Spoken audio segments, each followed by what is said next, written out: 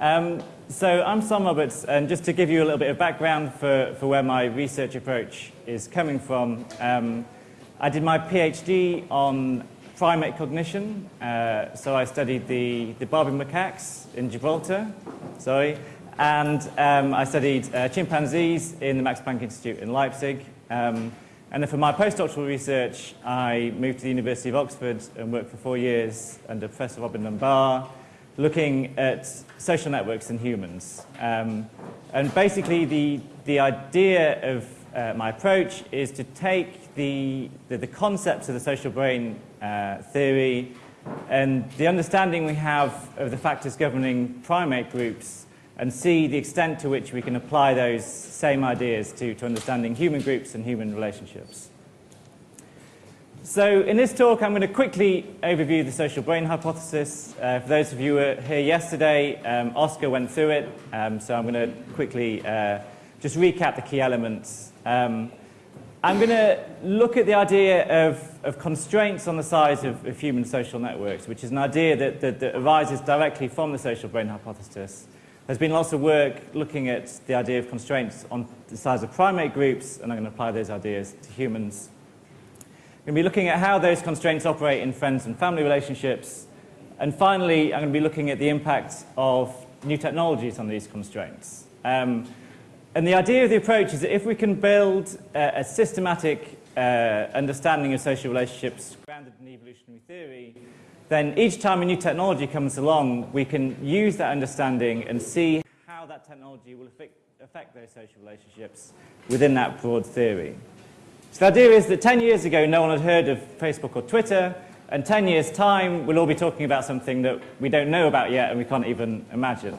And the idea is, instead of inventing a new theory each time a new technology comes along, is if we understand the basics of how social relationships work, we can use that to understand the likely impact of that technology on those social relationships.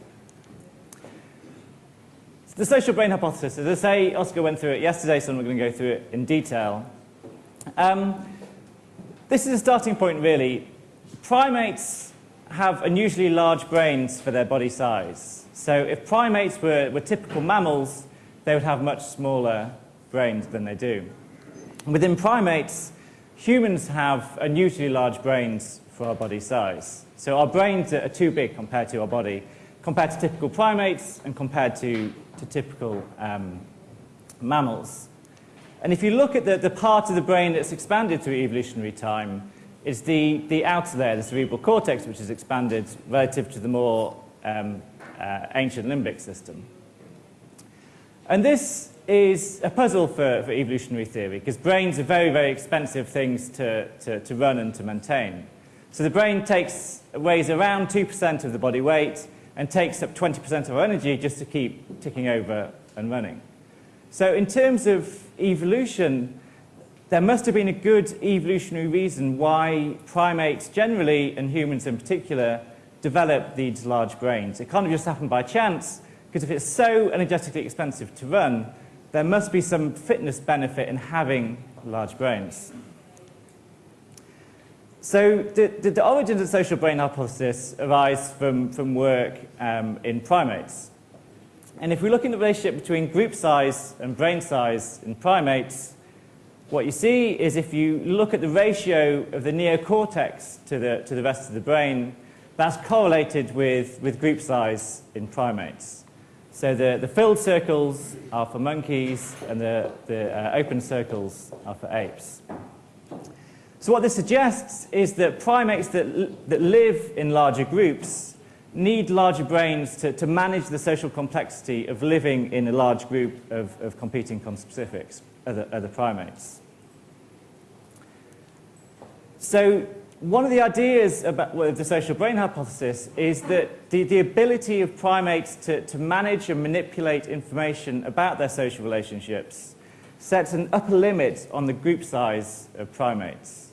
So if you look at primate groups, you don't find primate groups of 200 and 300 and 400. And the reason you don't is not because of ecological constraints, but it's because if the group gets too large, what happens is it fissions and then splits into two smaller groups, which are stable again. And the idea of the social brain hypothesis is what's causing that fissioning is that for a group to function, there needs to be a stable set of social relationships underpinning that group. So the cognitive ability of primates to maintain these relationships and remember all the information about their different group members sets this limit to group size.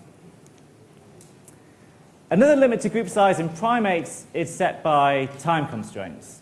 So primates have to maintain their social relationships. One of the principal ways primates maintain their social relationships is through grooming each other. Now, grooming takes time, and primates have lots of other things they need to be doing with their times. They need to feed, they need to move around the landscape, and they need to rest, and they need to sleep. So obviously, there's only a certain amount of the day that primates can commit to grooming.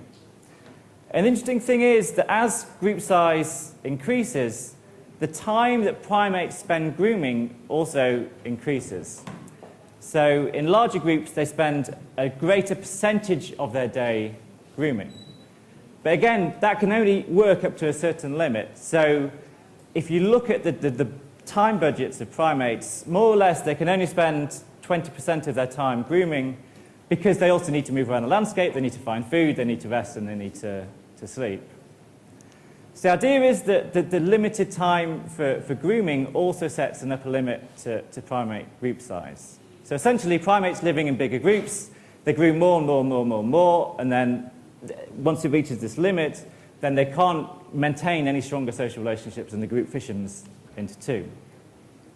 So from what we know about primate groups, the upper limit on primate group size is set by cognitive constraints, so the ability of primates to manage and manipulate information about their social relationships, and time constraints, which is the amount of time that primates have to invest in their social relationships, principally through grooming. If we switch to humans, it's a fact that there's been a massive increase in human brain size through the course of human evolution. So this is Australopithecus, this is Homo erectus, this is modern humans on the end of the graph here. And as I say, brains are very energetically expensive, and this is a real evolutionary puzzle as to why we've seen this increase in brain size. And over the years, there's been lots of different theories to explain this increase in brain size. As Oscar was saying, broadly, they can be split into ecological theories, the basis of which is we needed these big brains to deal with ecological challenges in the environment. So basically, finding food, avoiding predators, finding your way around the landscape. Or the social hypothesis is that we develop these big brains to manage the complexity of living in a social group. So the essence of the social brain hypothesis is it encompasses both primates and humans. And the key idea is that the increased brain size through human evolution has been caused due to the complexity of managing social relationships rather than ecological challenges of finding food, avoiding predators, and finding your ways around the landscape. Just in terms of pick up a couple of points that were made yesterday, I think there was a question asked about agriculture and the effect that might have on brain size. In evolutionary terms, agriculture is a really, really recent invention. So the dating is a little uncertain, but let's say 10,000, 12,000 years ago that the first signs of agriculture appeared in the Middle East. So that's somewhere around here on the graph. So you can see that way before the invention of agriculture, that there was this increase in brain size. Now, there's been lots of debate one way or the other about the social hypotheses and the ecological hypotheses. And for me, it comes down to what we were saying earlier about large brains. So to develop these large brains, there must have been a fitness benefit to the primates and early humans having these large brains in terms of passing more genes on into the next generation. So for me, the most convincing evidence in support of the social brain hypothesis comes from studies looking at both primates and humans and looking at whether both primates and humans that do better in managing this social world that they live in have better fitness consequences. And There's several long-term studies of baboons. So there's a group of baboons in Botswana who've been studied for 15 years consistently. And from this great long-term data, there's been several papers published which show that non-human primates that have stronger social relationships, such as these baboons, they have higher offspring survival. So those that have a strong, and those female baboons that have a strong and stable set of social relationships, their infants survive longer. And that's based on long-term data over about 15 years. Primates that have strong and stable social relationships have lower glucocorticoid levels. So cortisol is a stress hormone, and we know that primates that have a stable set of social relationships, as measured by grooming and affiliation and approach and avoidance behavior, those primates have lower levels of these stress hormones. And we know in humans that these high levels of cortisol can be detrimental to health. Also, interestingly, the primates that have the stronger social relationships, when a stressful event happens to them, so in baboons, if a new male comes into the group, that's very stressful for the females because it increases the risk of infanticide. So when a new male comes into the group, the cortisol levels of all the females rise, as just as in humans, if you're sitting for exams, then your cortisol levels will rise. But the key thing is that the females with the strong social relationships, the cortisol level returns to baseline much, much quicker than in females without these strong social relationships. So from these studies on primates, we can see real fitness benefits in primates who have the ability to manage their social world and essentially build up a reliable, small number of reliable allies that will help them out.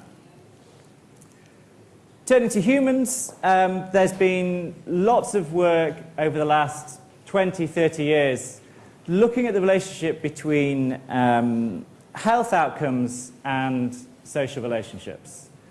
And it's an interesting body of work because the clear pattern is very, very consistent. So this meta-analysis by Lundstedt et al., which was published in 2010, they looked at hundreds of studies following thousands of people, mostly longitudinal studies, so the data is very, very robust. And what they found is that humans with stronger social relationships have a 50% increased likelihood of survival.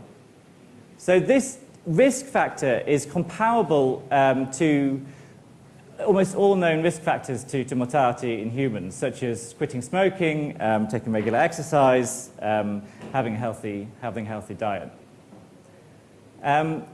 So this very strong evidence suggests there's something about social relationships, having strong sets of social relationships, that does have real fitness benefits. And for me, this is the sort of most convincing evidence in support of the social brain hypothesis, because we can suggest that animals and early humans, which are better able to manage this complex social environment in which they live, would have better fitness outcomes.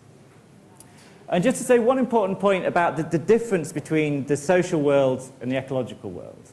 So if you take the case of chimpanzees, the ecological challenge they have to solve is they feed on fig trees in the forest. And these fig trees are dispersed widely around the forest, and the figs ripen at different time of year for different trees.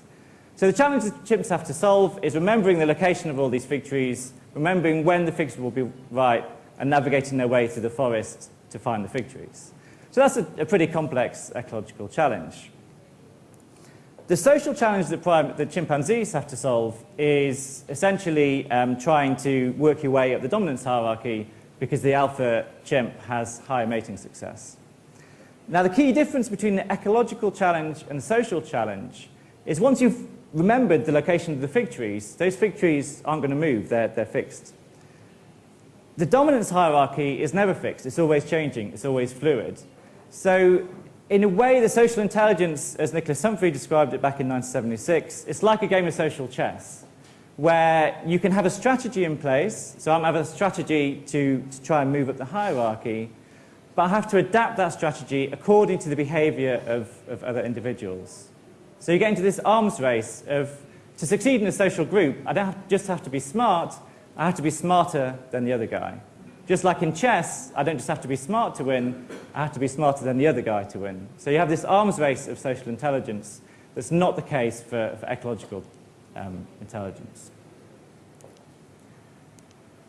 Okay, so moving on to humans, we have this graph of primate group size and the neocortex ratio.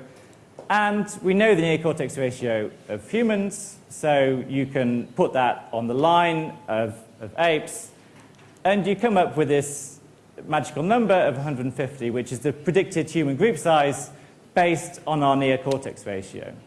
So if we're following the same patterns of primates, we should be living in groups of 150.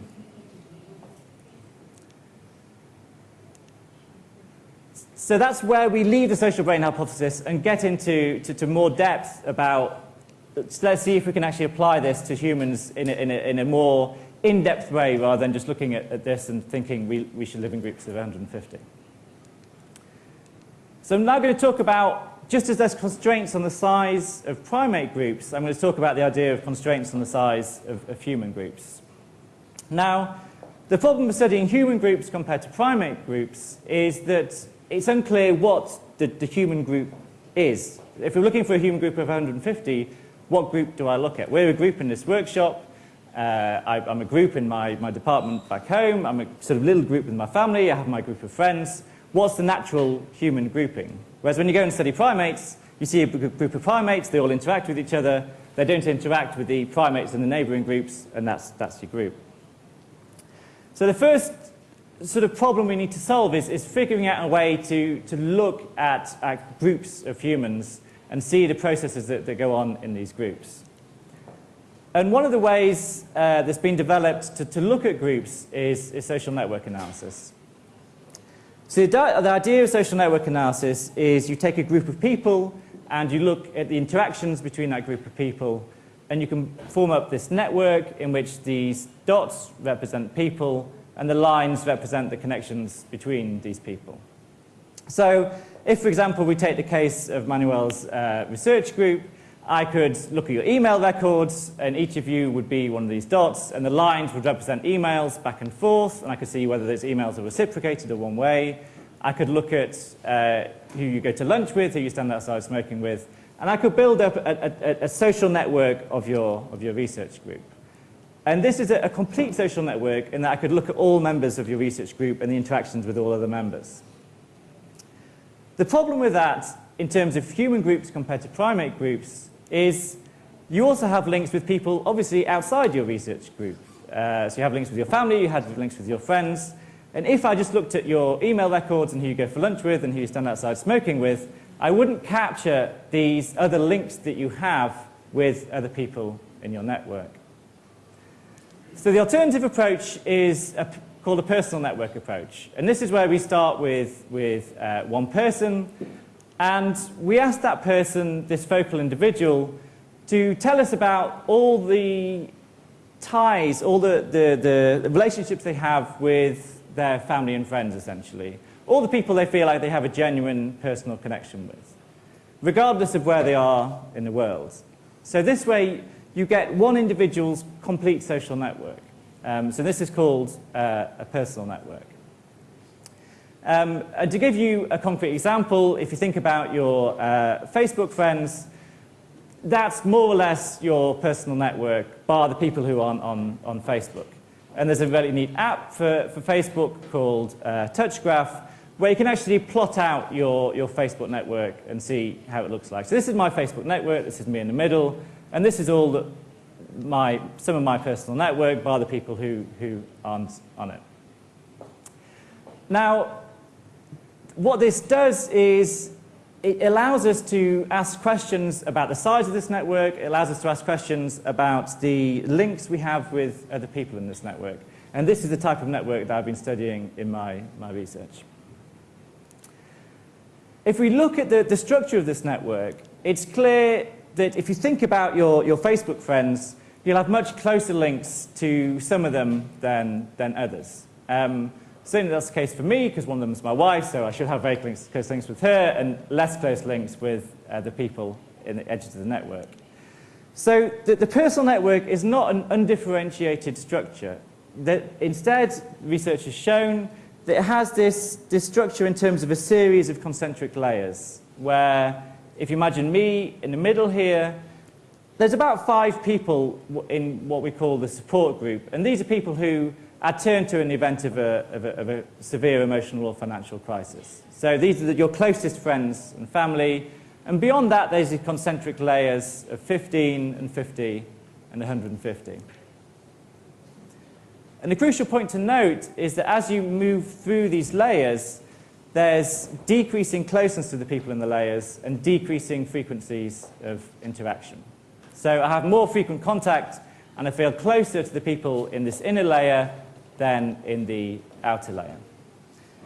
So in a way, what I was doing in my postdoctoral research was first just describing this network, see if we can get a handle on what it looks like, and then examining the operation of constraints within this network. So if we look at the inner layers, we took 303 participants with a mean age of 26.5, and we asked them 2 questions. So as I say, we asked them about what we call the support group. So just in your own mind, if you can think, so in times of severe emotional or financial distress, who would you turn to for support? So if you lose your job or your relationship breaks up, who would you go to? Who would you call? And for most people, that's a relatively small number of people, typical mean of around 5. Sympathy group, we use this definition from the literature, which is people whose death would leave you personally devastated. And for 2 of these friends, one in the support group and one in the sympathy group, we looked at friendship maintenance behaviour. So we looked at the types of things they do with those friends, and we looked at emotional closeness, where we just said, how close are you to this friend on a scale of 1 to 10? And what we found is that, as we predicted, typically people named around 5 people in their support group and 10 people in their sympathy group. So you sort of have this inner core of 5 people, an outer core of an additional 10 people, and then there's layers beyond that. The emotional closeness was a significant difference between the groups, and all these different types of things that friends do to each other, so they're open with each other, they support each other, they do joint activities together, and they're positive about each other, were higher in the support and the sympathy group. So you can see that your personal network, your Facebook friends, yes, you may have 300 friends on Facebook, but you don't feel equally close to all these friends, and you don't have the same pattern of interaction with all these friends. So you're emotionally closer to friends in the support group, and you engage in more friendship maintenance behaviours with the friends in your support group. If we're interested in the outer layers, so the outer layers is basically everyone you feel like you have a genuine personal connection with. So not the person that serves you coffee in the bar, but all your friends and family who you feel like you have a genuine personal connection with, and you'd maybe make an effort to keep in contact with. Again, we asked them to rate emotional closeness on a scale of 1 to 10, and we asked them when they last made contact with all these people. And again, it was all female participants with a mean age of 37. And what we found is what we always find in these things is there's a large range of network size that people display. So the mean was 71, but there's a large range. So some people had very small networks and some people had very large networks. And what we did in the study is we used this range in network size to start to examine this idea of constraints on social network. So our reasoning was that if there's constraints on social network, maybe those with large networks, the networks will be different than those with small networks. So what we did is we looked at the level of emotional closeness people feel when they have small networks, which are between 0 to 55, medium networks, which are between 56 to 82, and large networks, which were 83 and over. And what we found, both for family relationships and for friends, is that those with larger networks, on average, are less close to each individual in that network. So it's almost like there's a trade-off between the number of people you have in your network and the closeness you feel to those people. You can have a small network where you're quite close to everyone, or you can have a larger network where you have more distant ties with everyone. So this suggests that there may be some constraints on network size, and that you can't, it seems like it's hard to have a large network and be very close to everyone in that network. And this is a sort of summary graph looking at emotional closeness all through these layers that I mentioned earlier, the 5, the 15, the 50, and the 150. And you can see that as you move down through the layers, the emotional closeness decreases. So essentially what you have is a very small group of people who you're emotionally close to, and then a larger number of people who you're much more distant from. So the next stage of the research was really to investigate, okay, it looks like there's maybe some constraints on network size, and maybe this trade-off between the size of the network and emotional closeness, but we wanted to know how these constraints actually work in practice. And in this case, we were interested in the differences between the relationships you have with your friends and the relationships you have with your family. And I'm going to skip over this quite quickly. But broadly, an evolutionary approach based on the Hamilton's rule of kin selection would suggest that the kin relationships you have with your family should be quite distinct and different than relationships you have with your friends. Whereas broadly, what I've called a social psychology approach would suggest that actually it's not so much whether a relationship is a family or a friend, it's actually how close you feel to them in terms of levels of emotional closeness and modes of relating, so how you conceive of the relationship, that's a key difference between family and friends. So in this research, we're interested in the constraints and also this distinction between family relationships and friendships. So what we did is, again, we looked at the relationship between emotional closeness and the frequency of contact. So this is the number of days to last contact. So down here on the graph is frequent contact, and up here is infrequent contact. What you can see is that for those you're emotionally close to, you tend to have more frequent contact with. So typically, if you're rating people on an 8, a 9, or a 10 for emotional closeness, you tend to be in contact with those people around once a week, or at least frequent once a month. If you move to the outer layers, you're in less frequent contact. But interestingly, the pattern diverges for friends and family. So this is a log scale, but the way it works out is that to maintain a kin relationship, a family relationship, at emotional closeness level 2, you need to be in contact with that person every 2 years. Whereas to maintain a friend at emotional closeness level 2, you need to be in contact with them every 6 months. So friendships seem to require more frequent contact than family relationships to maintain at equivalent levels of emotional closeness.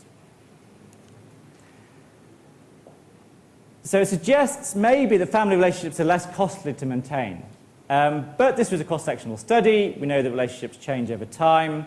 And in the next phase, we use this change to examine how these constraints operate in families and friends. And in this case, we can almost force evolutionary theory and social psychology to make competing predictions about the pattern of results we would find in this next study. So evolutionary theory, based on Hamilton's rule of kin selection, would predict that the friends will be very different from family relationships. They'll be more prone to decay, so more prone to decline over time, and also will have higher maintenance costs. Whereas the modes of relating theories would suggest that you govern your social relationships based on these kind of schemas that you have, and you fit people into these schemas, and friends and family can be in the same schema, essentially. Would suggest that the maintenance cost and decay rates would be dependent on the nature of the relationship rather than the family-friends distinction. This is something I came across on Facebook and really sums up what I'm trying to test in this study. So what it says is it's been said that everlasting friends can go for long periods of time without speaking and never question their friendship.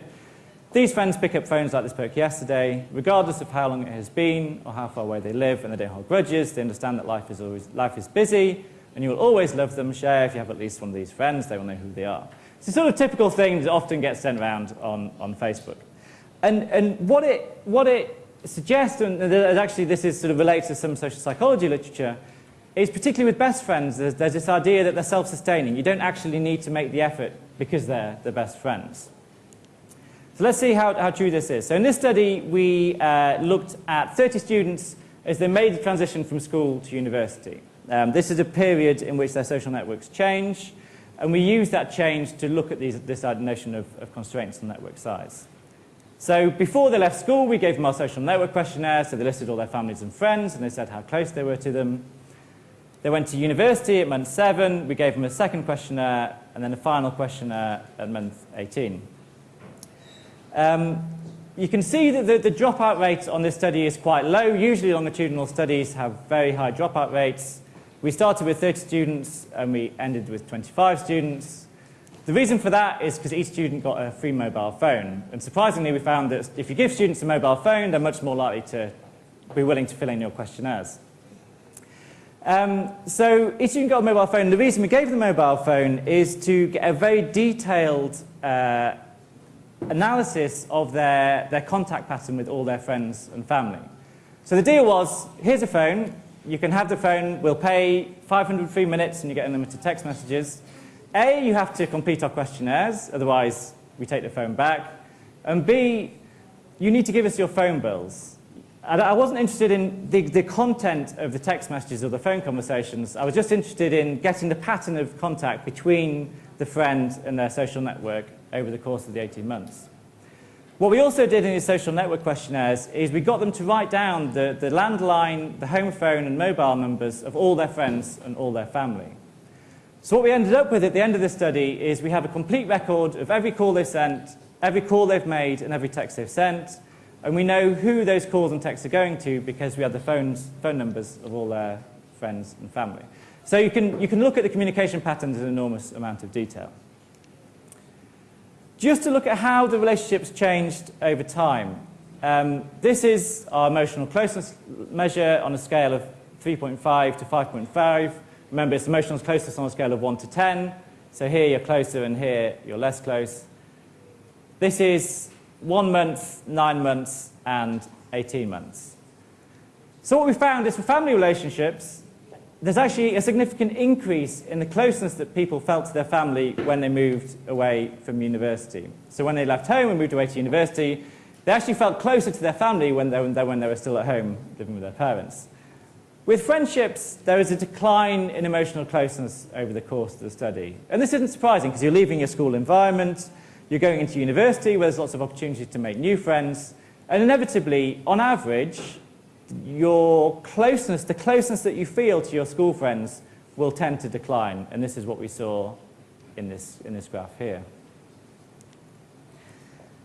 What we then looked at is what we've called maintenance behaviours. So if I'm a participant and I'm going away to university, for some school friends, I might not mind too much if the relationship decays. For other school friends, I might want to keep the relationship going. I might want to maintain a high level of emotional closeness. And the two behaviours that we looked at were me contacting that friend if I'm a participant and me doing shared activities with that friend. So if we look at contact first, what this graph shows, the green lines are family and the blue lines are for friends. This category of people here, these are people to which I've increased my frequency of contact over the course of the 18 months. So I'm contacting these people more frequently at month 18 than at month 1. These people, the contact frequency has stayed the same, and these people, the contact frequency has reduced. And what you find in this graph is if you compare the family relationships with the friendships, if I'm a participant, if I don't call my family, it doesn't seem to have much effect on the emotional closeness that I feel to my family. Whereas if I don't call my friends, then my relationship with my friends tends to decline in emotional closeness. We looked at the same thing for the number of different activities I'm doing with my friends and family. So in this group, I've got people who I'm doing more different activities with, so I'm going shopping with them, I'm hanging out, I'm drinking beer with them. In this category, I've got friends and family who I'm doing fewer activities with them. So I'm not hanging out with them anymore. I'm not going shopping. I'm not drinking beer with them. And again, you can see for family, it doesn't seem to matter if I'm not spending time with my family, if I'm not going shopping with them or to the cinema or drinking beer or playing sports, whatever it is you do, I still feel close to them. Whereas for friends, if I'm not actively engaged in that friendship, I'm not actually making the effort to meet up with them and hang out with them, you see this decline in emotional closeness. So come back to the folk wisdom on friendship. What we did in this study is we specifically looked at the small group of friends who the participants named as those who were the most emotionally close to at time 1. So when we gave them the questionnaire at school, we said, who would you turn to in a crisis? Who would you go to if you lost your job or your relationship broke up? And we looked at these patterns in this small group of best friends. And we found exactly the same pattern. So even in the closest friends who they've known for longest and they're very emotionally close to, if they didn't contact those friends and if they didn't do activities with those friends, you saw the same pattern of decline in emotional closeness. So the folk wisdom on friendship, at least according to this study, doesn't seem to apply. Even best friendships, if you don't call them and if you don't hang out together, we see this decline in emotional closeness. Just a quick word on the mobile records. Basically, what happened with the mobile records is I thought, great, I'm going to have all this data. I'm going to have every call they made and every text they sent over the course of 18 months. I have all the phone numbers to their families and friends. I basically have a complete record of their communication over 18 months. When I came to the end of the study, I had all this data, and I was like, this is a lot of data. So some of the students in the study, the mean number of texts they sent over the course of 18 months was 100, over 100. So on average, every day for 18 months, some of these students were sending 100 texts a day. So that generates a lot of data.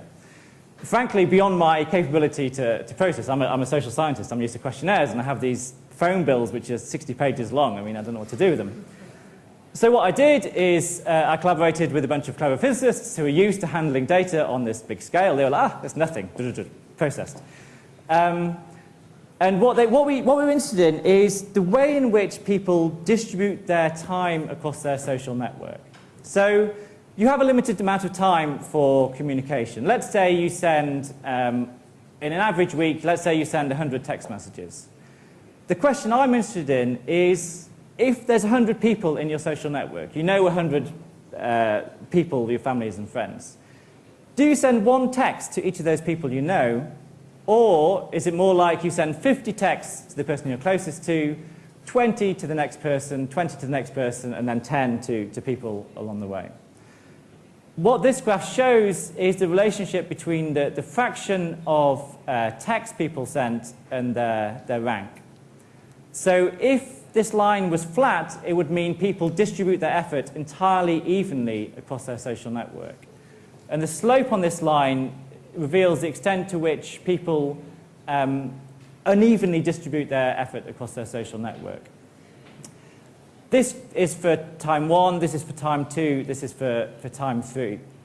And what we looked at is, during this period of transition, what we found is there's lots of people entering the network. So you go to university, you make lots of new friends. So here, the black dots are the people the participants knew at time 1. The green squares are the people participants knew at time 2, the new people entering the network. And the red diamonds are the new people entering the network at time 3. And what we found in this study is even if people, even if there's turnover in the social network, so the people in the social network are changing, the pattern by which people distribute their limited time across their social network is consistent. So just like people's personality is stable, and we looked at personality, and personality in the transition from school to university, there's a high correlation. If you're extrovert at school, you can be extrovert at university, and we have that data. Similarly, if you're somebody like this top case who distributes their time very unevenly across their social network, so there's a couple of people here who this person sends a lot of text to, and then the rest not so much, this pattern that you have will persist even if the individual members of the social network will change. So it's what we've called a social signature in human communication, is that I can look at your communication and I can identify a pattern of communication by which you divide your time across that social network. And what we showed in this study is that even if the people in your social network change, you will still maintain that same pattern of social communication. And interestingly, looking back to primates, this is exactly the same pattern that we find in primates. So what these graphs are telling you is that people devote a large fraction of their time to a very small number of people. So on average, the fraction of text sent to the top person in the network was 20%. And the fraction of calls, fraction of texts to the top 3 people is 40%. So if you send 100 texts a week, what this data is telling you is that 40 of those texts are sent just to 3 people. And we see exactly the same thing in primate grooming networks. So primate grooming networks, there may be 100 primates in the group, but they don't distribute their grooming evenly across those 100 primates. What they do is they focus the majority of their effort on a very, very small number of primates, typically 4 or 5. So what we're seeing here is a similar distribution of time effort in humans as in primates. I'm going to skip over this because time is pressing. So just to summarize the constraints before I move quickly on to looking at the effects of new technologies. So what we've shown so far in this data, and this is drawing on lots of research in social psychology, and I don't think many social psychologists dispute any of these bullet points. Frequent communication is associated with emotionally close relationships. So there's been lots of studies, we've collected lots of different databases in different countries, other social psychologists have also collected databases. All of them show that the people you're closest to, you're in most frequent communication with. There's also research to show that the relationships, even close friendships, even your best friend, they're prone to decay. They're prone to decline in emotional closeness over time. Again, our data show that, and there's also other data suggesting that is the case. There's also data suggesting that to prevent this decay, you need to invest in your relationships. You need to contact people, and you need to hang out with them. You need to do things with them. And it seems to me, if these 3 first points are true, what this means is that the number of relationships you can maintain at any given level of emotional intensity is limited. So yes, you can have lots of friends on Facebook, but how close are you really to those friends? Unless, what this data suggests, unless you're actually in contact with those friends, unless you're hanging out with those friends, you're not going to be very close to them. So you can have a small set of close friends and then a larger number of more distant friends. But you can't have a large number of very close friends because friendship takes time and you only have a limited amount of time in the day. So that's the essence of the idea of constraints on social networks. Moving on to the impact of technology on constraints. So far I've talked about social networks and how important communication is.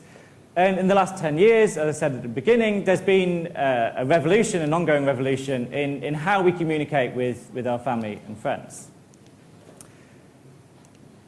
Facebook being the most notable example.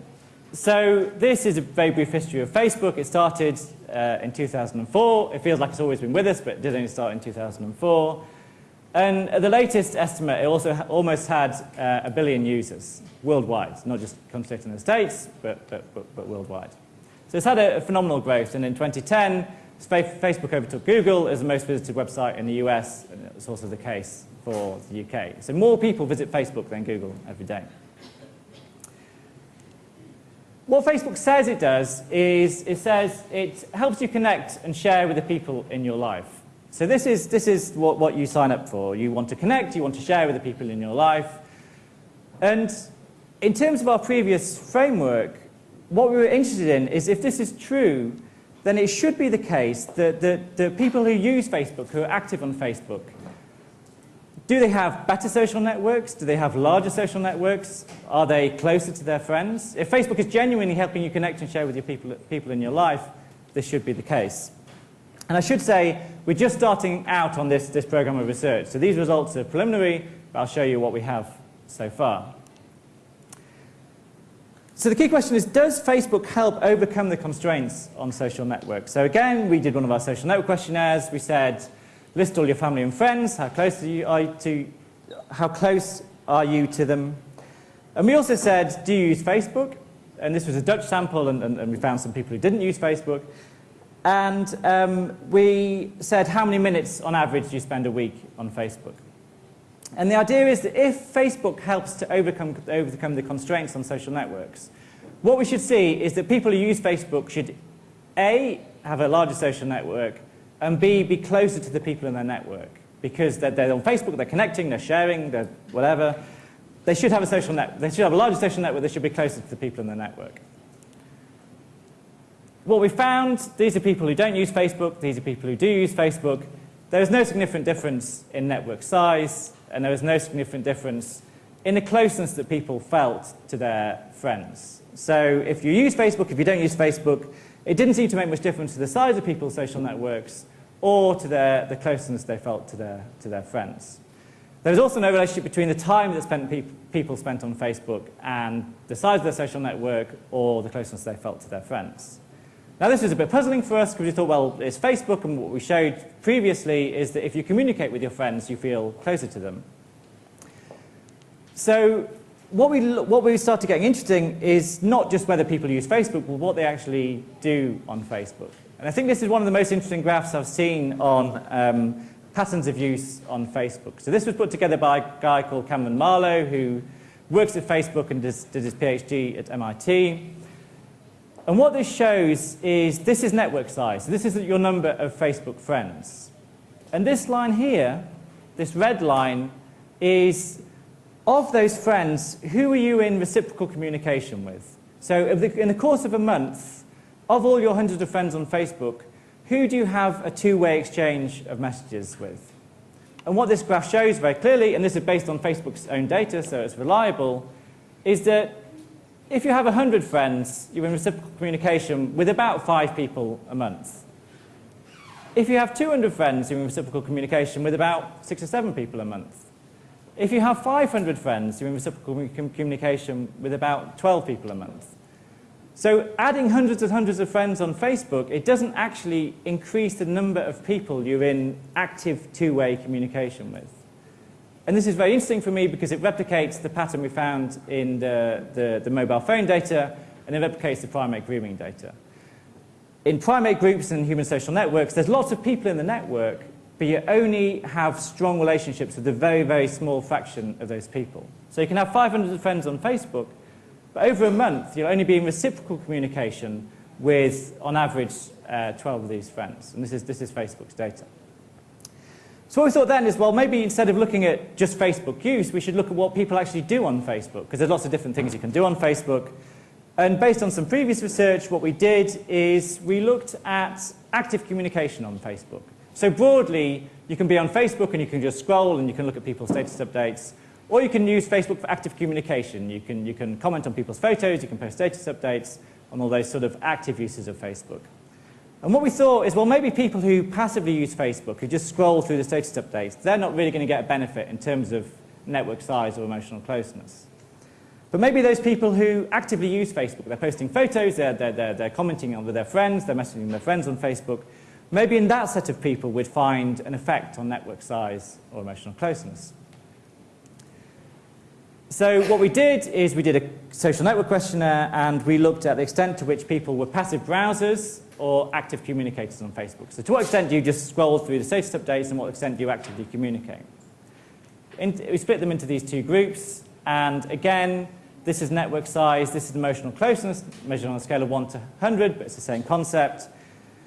There was no difference in network size, and there was no difference in emotional closeness according to what people did on Facebook. So even if you're actively communicating on Facebook, you're posting photos, you're posting status updates, you're messaging, you're commenting on people's photos, as far as we could tell from this data, it doesn't make a difference to your network size, and it doesn't make a difference to the closeness you feel to your friends. And again, we're surprised by these results because it's easier to write up significant findings, and B, genuinely, if people are communicating on Facebook, we would expect to see an effect either on network size or on emotional closeness. So even if your network doesn't increase, at least you might feel closer to your friends. So the final study we did, we thought, well, maybe it's not what you do on Facebook. Maybe it's to do with the quality of interaction that you're having on Facebook. So what we did in this study, which is a diary study, we got 41 people, and each of them named 5 people who they felt close to. And for 14 days, every night, they wrote down all the contact they had with those 5 people across 6 modes of communication. So we said, have you met up with this person face-to-face? Have you chatted on Skype? Have you chatted on the phone? Have you texted them? Have you instant messaged them? Have you emailed them? And what we said is for each instance of the communication, how happy did you feel after that communication? And did you laugh in that communication? Because we know laughter has an incredibly important effect in bonding people together. It also releases endorphins, which makes you feel good, and it helps it smooths the social wheels, basically. What we found is this is face-to-face, Skype, phone, instant messaging, text, email, SNS. We used a very simple measure of happiness where they had to rate it on a scale of 1 to 10. What we found in this study is that people felt much happier if they interacted either face-to-face or on Skype compared to phone, instant messaging, text, email, SNS.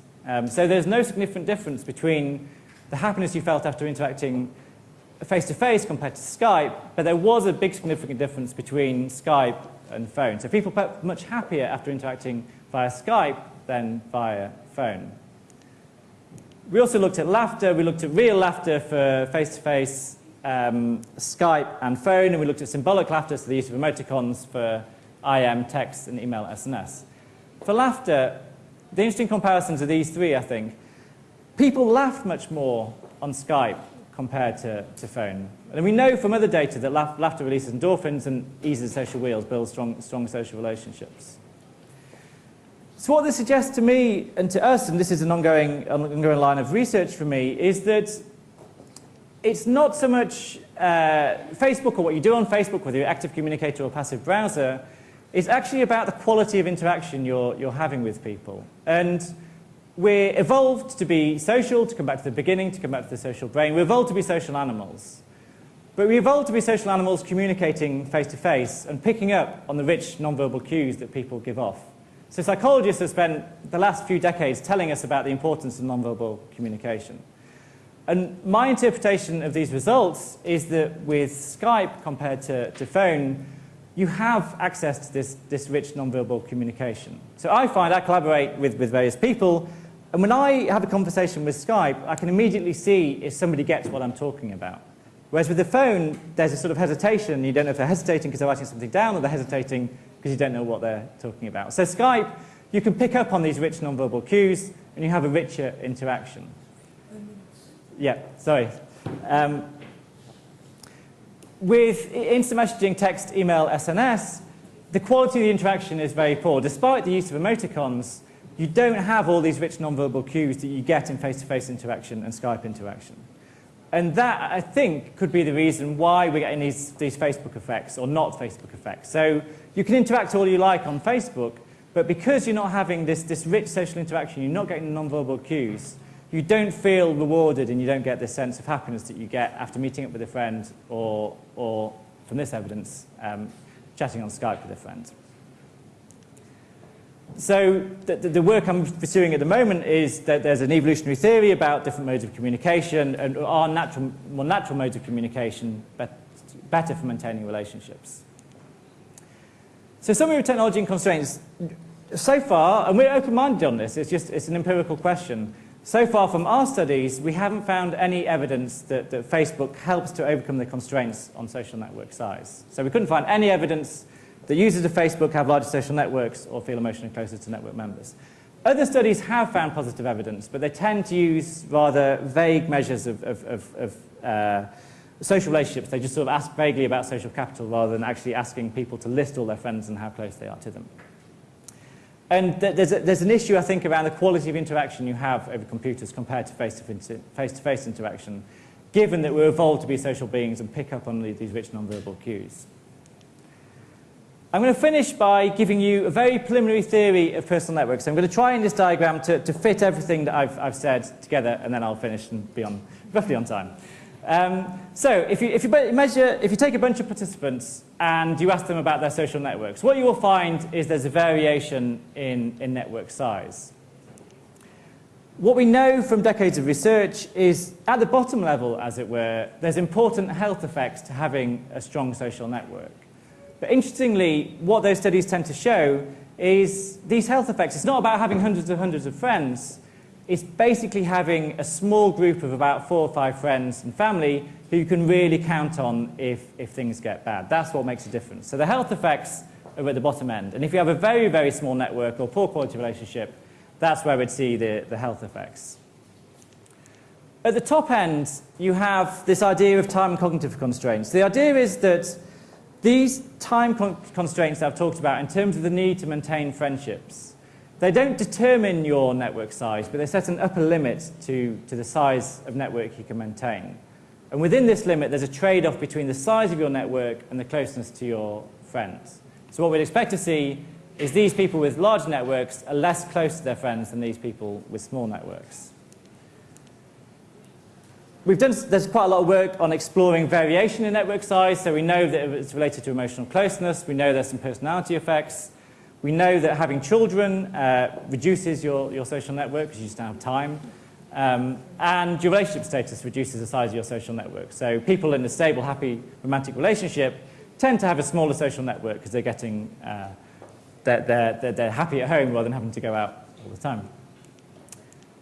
The question with new technologies, the question with Facebook, is does it relax these constraints on social networks and lead people to have these large social networks who they feel close to and they're emotionally attached to? The evidence is mixed, and I think in sort of 10 years' time we'll have a much clearer picture on that. And then the final thing I'm interested in is what's the outcomes of having networks of different sizes in terms of things like happiness and loneliness and social capital and social support. In the interest of time, I'm going to skip over this and move to the summary. So I think the social brain hypothesis provides a framework for understanding social relationships in humans. It provides us a solid basis from which we can work. What I've shown and what other research has shown is that relationships aren't static, they're dynamic, and they need costly maintenance if they're to maintain the same levels of emotional closeness. And this is true even of best friendships in our study. So even the best friends the students had at school, if they didn't make the effort to meet up with them and communicate with them, you saw this decline in emotional closeness. This need for maintenance places a limit on the size and quality of networks you can have, just as the need for primates to groom other primates sets a limit on the size of primate groups. These constraints seem to operate differently in family and friends. So family you can get away with not contacting for much longer than friends. And I'd say there's mixed evidence as to whether technology can help overcome these constraints. We haven't found any evidence in our studies. Other researchers have, and it's a case of, as always, evaluating the evidence. And I think Facebook is very recent, and more sophisticated research is coming out all the time on that aspect. Just like to thank Robin Dunbar, all my funders, and particularly the participants in my transition to university study for completing my long and boring questionnaires, not just once, but 3 times. Thanks very much.